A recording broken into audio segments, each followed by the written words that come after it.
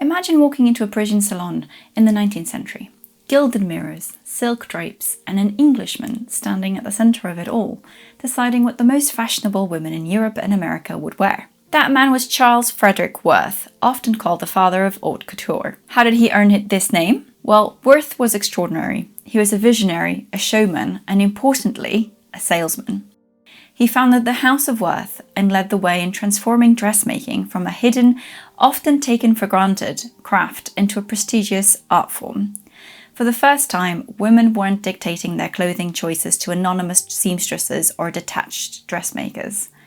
Instead, they were consulting a designer who claimed authority over style itself. This was a radical shift. Worth essentially invented the modern role of the fashion designer.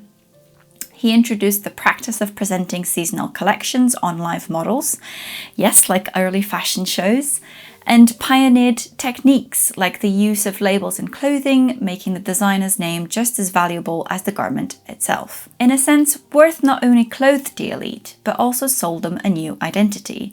Being fashionable meant aligning yourself with his vision and his work. But here's where the story gets complicated. Worth's dominance over his wealthy clients also highlighted the tensions of gender, class, and power in 19th century fashion. Historically, women's fashion had been a space of self-expression and negotiation, even with patriarchal constraints.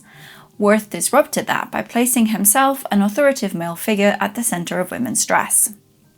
Clients, such as Empress Eugénie of France or wealthy American heiresses, adored him, but they were also submitting to a new dynamic, one where the designer's prestige mattered more than the wearer's individuality. It changed the dynamic between the wealthy and fashion. These prestigious women were now reported to be wearing Worth, and so detached ownership of their fashion from themselves to the House of Worth, in a way relinquishing ownership of their own fashion. And this dynamic echoes today when we think of luxury fashion houses, be it Chanel, Dior, or Balenciaga. We see the continuation of a system that Worth helped establish. Haute Couture still operates as both an art form and a business model, built on exclusivity, spectacle, and designer authority.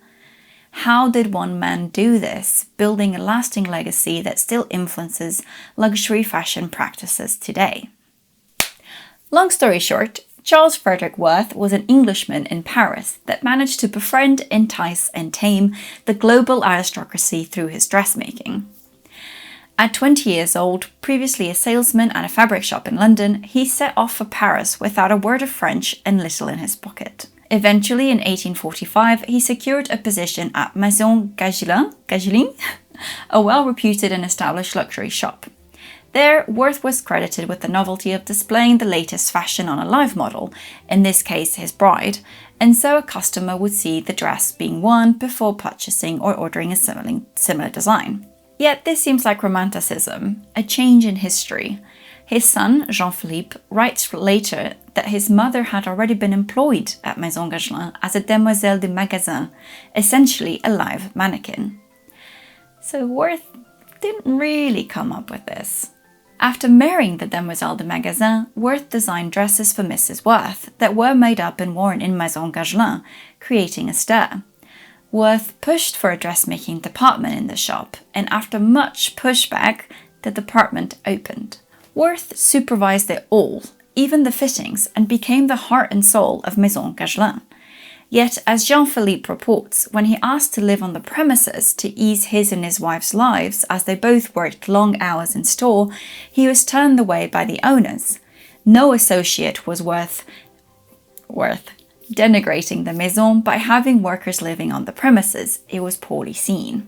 Worth then allied himself with Otto Boberg, the son of a Swedish banker, and founded the firm Worth et Boberg in 1858, and so Worth's own house was born. Yet innovation was not sufficient in the fast-paced and competitive world of Parisian fashion houses. There are dozens of well-known and well-attended houses, and though innovative and bright, Worth lacked the legitimacy and heritage of an established and reputable house. What he needed was a patron, someone fashionable and important, to stand at his side and say, "Look, here are dresses worth having." And so enters Princess Pauline de Metternich. Well, the story goes she was actually sought after by Worth. He had developed a keen understanding of the role of the elite in the making of retail, and so he identified the target and sent his wife with some sketches to intrigue her. The princess offered up a sort of sponsorship deal. He would make her some dresses at a huge discount, and she would wear them to court and ensure her dressmaker's name was known. The game was made, and the dress caught the attention of the Empress Eugenie. Worth received his summons to meet the Empress, and so his luck was set. His ploy had been a success. You see, Worth thrived at a time where industrialization was expanding in the clothing industry. This meant that the masses, from the working class to the middle class, could now access ready-made clothing much more easily, in quantities, styles, and prices never really seen before. This democratization of fashion, fueled by industrialization, posed a threat to the carefully crafted and maintained social classes. The social construction empowered the elite, and therefore was a system they sought to defend and uphold. Fashion has been historically a great enforcer of social class. A great example are sumptuary laws where certain people could wear certain colours and certain fabrics. In a world where ready-made was becoming common and associated with the lower echelons of society, custom-made dressmaking became even more prestigious. And here enters Worth, offering the Parisian elites and those visiting the capital the latest fashions in decadent, expensive fabrics and intricate and complex trimmings. No one could ever confuse them for ready-made or industrial clothing. Their wealth was displayed. But it was not just luck, wealthy patronage, or coincidental economic change. Worth had the makings of an outstanding dressmaker. His designs, innovation, and conceptual eye ensured his name was known for quality and luxury. And this is why he is often called the father of couture. Worth organizes workrooms to ensure maximum efficiency and output. Despite being custom-made and artisanal, he was preoccupied with selling and profiting too, and so he made sure his workrooms were set up for success. A staggering example are the accounts of his production for the Empress's Ball in 1866. The invitations were short notice, and the guests had to ensure there were no similar designs, and so Worth snatched a chance, promising unique designs, and in 1 week produced 1,000 dresses for the ball. This feat, only 8 years after opening, shows the scale and organization of Worth's workrooms. By the 1870s and 1880s, Worth employed several hundred workers. Contemporary reports suggest as many as 1,200 staff at its peak, a staggering figure compared to small couture workshops at the same time. The 1866 ball was not an uncommon situation. His son Jean-Philippe recounts how often, particularly for fancy dress orders, they were placed on very short notice, and it was common for wealthy women to come to the shop at all hours to be fitted and even sewn into dresses before the event. His designs were known for being cleverly interchangeable, so that when designing, he would match this bodice with varied sleeve types and with different skirt silhouettes. A surviving series of sketches at the Victoria and Albert Museum shows Worth's continuous variations of a simple 1860s shape. This ingenious way of streamlining designing and patterning, especially when producing at a large quantity, is only a reflection of the measures he placed in his workrooms, which more closely resemble today's fashion houses than 19th century dressmaker workshops.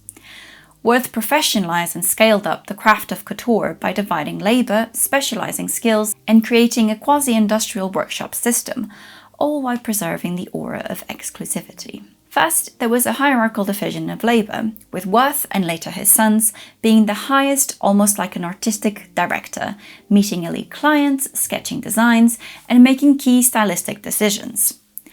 Beneath him were premières, senior female supervisors, similar to today's première d'atelier, something that still goes on today, who oversaw specific rooms or processes. The workroom staff was mostly women, and each department had its own hierarchy of senior and junior workers. New apprentices often did menial tasks before learning advanced techniques. Secondly, Worth implemented departmental specialization, where the workrooms were divided by task, very akin to how work was being done in the newly popularized industrial factories. Some rooms included accessory work, manteau and outerwear, embroidery and ornamentation, and tailoring. Worth was also well known for his decadent evening gowns and fantastical fancy dress costumes, but he also made simpler everyday designs, though fewer of these survive. Yet it is clear that Worth's fame is not just because of his designs. Many people have pointed out that contemporary couturiers to Worth, such as Paquin and Doucet, also had remarkable creations and successful businesses. Worth's fame has certainly been popularized by the numerous surviving garments and the romanticized story of his Parisian house. We know for certain that these garments were Worth's because they are labeled, a 19th century development particularly for luxury and custom-made garments. Labels became more commonplace in the second half of the 19th century and denoted authenticity and social status. Worth retired in the 1880s, and the House of Worth was continued by his two sons, Jean-Philippe and Gaston, who had learned the trade in-house. Gaston focused on the business side of the firm, being economically minded, and grew the Worth capital, while Jean-Philippe, artistically inclined from his youth, continued his father's legacy in designing. Business continued successfully into the 20th century, though it then struggled to keep up with post-war depression and changing social roles and consumer practices. Worth's workrooms organization shows a 19th century paradox. While Worth elevated fashion design into a prestigious male-dominated art form, the actual garments were made by armies of underpaid, anonymous female workers, perpetuating a historical tradition of undervalued and unrecognized female labor. Their expertise and dexterity underpinned haute couture, yet history remembers Worth's name, not theirs. Worth props up in the modern cultural consciousness every once in a while. His legacy seems to be pervasive. Most recently, an exciting collaborative exhibition opened at the Petit Palais in Paris. This exhibition joins the collections of the Petit Palais and Palais Galliera, two iconic Parisian museums, and a retrospective exhibition showcasing many of Worth's iconic designs, with over 400 items tracing his life, his work, and his legacy. As soon as I saw the exhibition advertised online earlier this year, I booked the first available weekend and a train to Paris. It was an incredible experience. There were nearly 80 mounted garments and a procession of absolutely stunning historical fashion. However, throughout the process, I was also aware of how lucky I was to be close enough to visit the exhibition, and so I took as many photos and videos as my phone physically allowed, and I wanted to share them with you today, for everyone who can't make it to Paris. If you'd like a more in-depth photo-based report, I've curated a few posts on my Patreon with over 500 photos. So as we say in Portuguese, lavem os olhos, wash your eyes with these amazing creations and enjoy the exhibition.